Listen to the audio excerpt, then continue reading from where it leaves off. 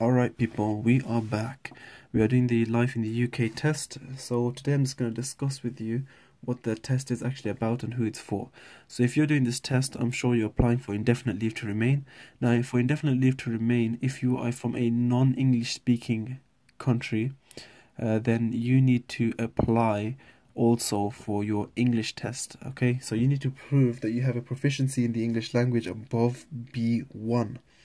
If you are from America, Canada, or Australia and you're watching this, you don't really need to prove your English because your country already speaks English.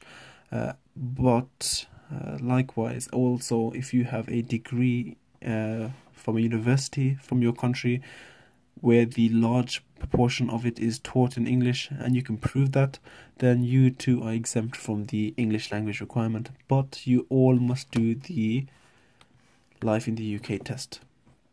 Now, what is the Life in the UK test? There are over 60 test centres in the UK. That's where you're going to go and sit the test. Now, the test is done online on a computer.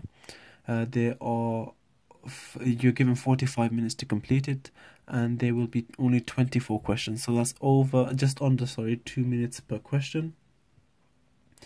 To get a pass mark, you need to have 75%. Now 75% of 24 is 18 questions, so you need to get 18 of the 24 questions right to pass the test. Now what is the actual test going to be based upon? So if you get one of these books, I would highly recommend it. If you look into the contents page, it'll tell you everything about the test. Okay, the content that you need to learn is going to be about the values and principles of the UK. It's going to be about what is the UK, meaning what constitutes the UK, what countries are involved in the UK, what surrounding islands are involved in the UK, what territories do the UK occupy and own currently that are not actually falling within the England, Scotland, Wales and Ireland. But we'll get into that at a later time. Okay, then you need to know the long history, and by all means it is a long history of Britain, so you need to go through the Stone Ages, the Middle Ages, the Tudors and the Stuarts, up until today. Okay, up until today. Then you discuss also the modern society, so the religions, the customs and traditions, sport, art, culture, leisure and places of interest. Okay, in this falls also famous people, famous monuments, famous places, the nationality of these famous characters. All these need to be factored in as well. This is what also needs to be taught. It is in the book and it is mentioned extensively. Now, there is a fee of £50 for every time you are taking the test. Do you need to learn everything? Okay, do you need to learn everything in this book? Yes, absolutely. I would recommend that you learn everything in this book. Now you find that in the book there possibly can be a few mistakes. Okay, here and there they might have a few mistakes. These mistakes are highlighted in the book, but you need to learn it as the book states it, because that's what the Home Office has told you to do, and that's what needs to be memorized. Okay, exactly as the Home Office is written in this book, that's what needs to be memorized. Now what about dates? Do you need to memorize dates? Okay, do you need to know specific dates? Like, for example, do you need to know that Isaac Newton was born in 1643? Okay, no you don't. It will not ask you questions like what year was Isaac Newton born, but it will incorporate dates in terms of questions. For example, it could phrase you the question, who was born in 1643 and discovered that white light is made up of the colors of the rainbow. Okay, when you split light it turns into the colors of all the rainbow, and you need to know that in 1643 Isaac Newton was about, and it was Isaac Newton in course who discovered that. Now the previous video that we had about annual events, all those dates are different. Okay, now the Home Office has specified that you need to know every single annual event, and you need to know the date exactly in which it occurs and what is celebrated for. So for example, we went over St. George's Day, St. Patrick's Day, Christmas Day, Christmas Eve, and all those things that we went over in the previous video. If you haven't watched it, go and watch it now. Those things have to be memorized word for word. And again, we discussed that you have to have famous people, places and their works. What were they famous for? Then we go over the periods of history, and that needs to be learnt in quite some depth, and the UK court system. So you have to understand how the civil system works for civil disputes and how the criminal system works for criminal disputes. Okay. Now, in terms of the question style, it will be multiple choice, and there could be some true-false style questions. Now, the questions are going to be aimed to test your understanding, not to test whether you've memorized it well, rather to test whether you understand it. What do I mean by that?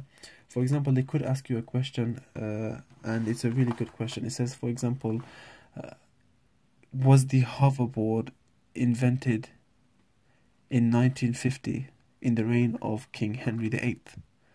So we know that the hoverboard was in fact invented in the 1950. We know that. So if we have memorized the text, yeah, we'd know the answer to that. It's 1950. And those who have memorized it impulsively would say, yes, it's true. But in the reign of King Henry VIII, now we know King Henry VIII, he came in 1284. Okay, 1284. So that's like 300 odd years. So sorry, it's about 300 or so more years ago. Okay, it's a long time ago, and we know that two stories don't corroborate, and so the answer will actually be false. So this is the way they're going to test your understanding. So it's going to be kind of like this over here. Okay, what famous female novelist born in 1775 wrote novels concerned with marriage and family relationships? Then they'll give you a list of 4 options, and you have to choose one. Okay, I'll leave that question for you to figure out. So again, understanding is crucial. That is something that the test highly focuses on. So how are you going to pass the test? Number 1, revise. Okay, read all the material, cover all the material. If you've covered all the material when you come into the test, you will be confident naturally.